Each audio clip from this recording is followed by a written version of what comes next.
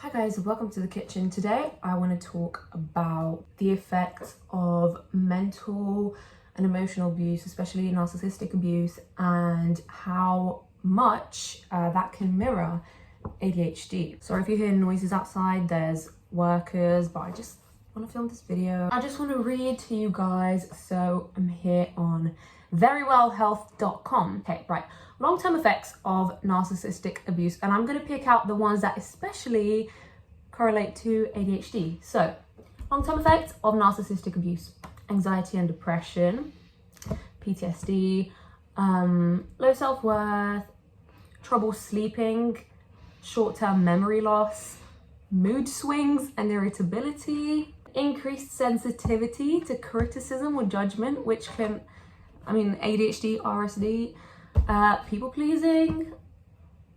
Wow, this is very interesting, as you can see. So narcissistic abuse can cause memory problems, mood instabilities, being overly sensitive to criticism, and just a lot of these symptoms overlap with ADHD. Now, I know that I've got ADHD. As we know, ADHD is a developmental disorder, a neuro-developmental disorder. You know, you're born with it. You can't all of a sudden get ADHD. And so I've been like this my whole life, but throughout my adult life, and there's other people in my family as well. My little sister, she hasn't been diagnosed yet, but she's in the process of getting a diagnosis. And my older sister, I think, well, she won't say it, but I think she suspects ADHD, and my brother definitely has ADHD. I'm the only diagnosed one, but guys, I can tell who we got it from. The thing is, none of us, apart from my little sister, I meant to say me and my little sister, I don't know what that was, have the most, I'd say, memory problems, pretty bad short-term memory, but I am an extreme case. Like, my short-term memory throughout my life has been shockingly bad. Maybe that's just where my ADHD really hits me, but I do think it has to do with narcissistic abuse. And my older sister and my older brother did not live with, I lived with the person who was the narcissistic abuser for the longest, from when I was 8 years old up into my adulthood. My brother and sister did not live with that person for very long, and so they obviously didn't have as much of an effect on them. They lived with the person for about 2-3 years. I've always put my memory issues down to ADHD, and I'm pretty sure it is. My mum was buying me memory games, little memory booklets to fill out, like puzzles. We were trying everything because my memory was just terrible since forever, since I was really young. And as I've gotten older, it hasn't gotten any better. It's only gotten worse. And I've really tried to work on it, but I don't doubt to think that that I have a case of the double whammy here, because, looking at the effects of narcissistic abuse is just like crazy. It's like double ADHD. Just going to another website. So we've got here WebMD. The symptoms they share include trouble concentrating, difficulty learning, easily distracted, doesn't listen well, disorganized, hyperactive/restless, doesn't sleep well. Now that sounds like fucking ADHD. I know that ADHD for a while kind of became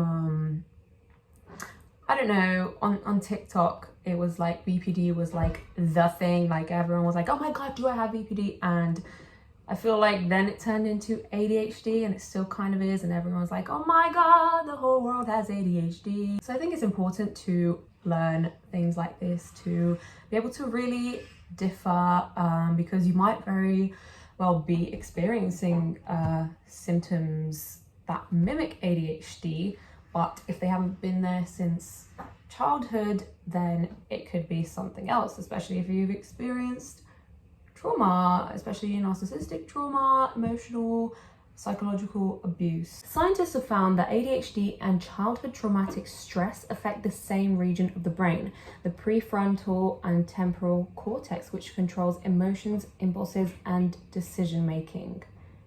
So another reason this is an important topic is because being diagnosed correctly is really important.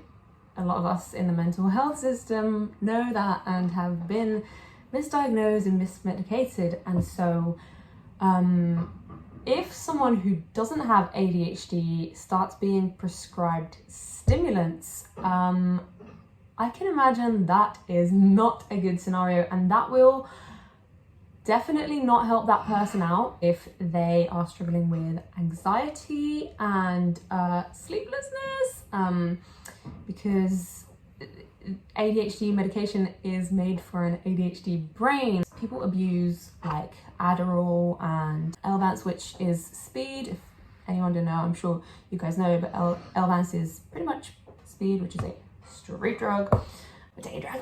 Not really. But yeah, that works differently on an ADHD brain.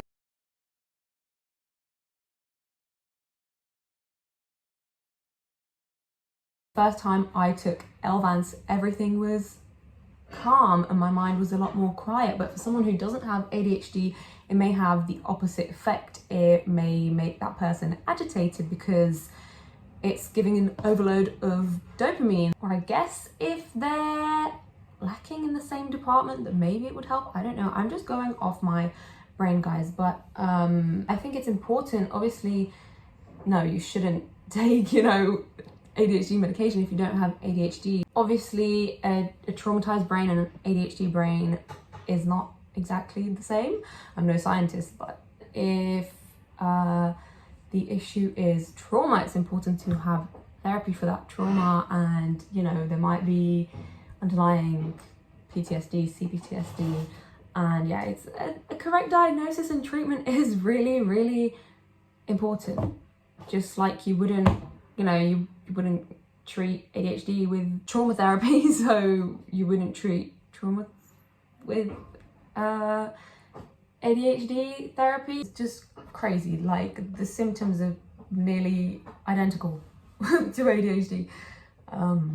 So yeah, I think it's also important to remember there are a lot of overlaps between different disorders, and people, it's common to have comorbidities. In ADHD, we talk a lot about executive dysfunction. Well, us people on the internet who have ADHD do. The general public doesn't really. The general public just says, oh my god, you're so hyper, oh my god, oh, I saw a squirrel. Anyways, oh my god, my point is that we shouldn't forget that also other people with other disorders struggle with executive function, and so we can interrelate. There's some things that are like specifically like ADHD things, specifically like this disorder, but I guess, yeah, this is what I'm trying to get at, is that people with depression, BPD, autistic people struggle with executive dysfunction, and there are shared traits between many things. Let's also think about hyperfocus. Hyperfocus is mainly thought of as an ADHD thing, but it's not just an ADHD thing. People with OCD also hyperfocus, so you could call me super fucking hyperfocus. That's right. But always on the wrong thing. Not always. Yeah, I just wanted to share that because I thought it was interesting. Do your own research if you want to find out more about it, but how crazy that the effects of trauma are nearly the same as ADHD. But obviously not to say you can't have trauma and ADHD. Like I said, double whammy here. That's probably why I'm so... Subscribe for more ADHD content, mental health content. Subscribe, please.